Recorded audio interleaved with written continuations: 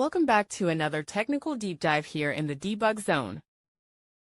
Today we're tackling a big question and breaking it down with insights from other users. Hopefully this clears up some misconceptions and helps you get the answer you need.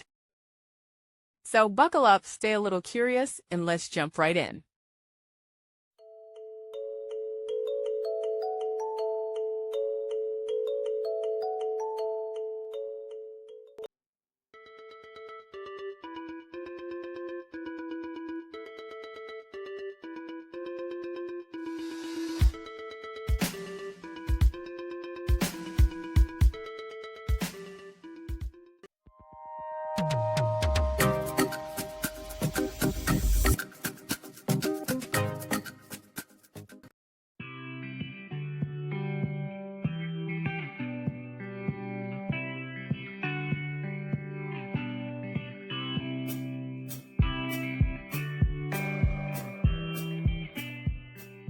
And that's a wrap.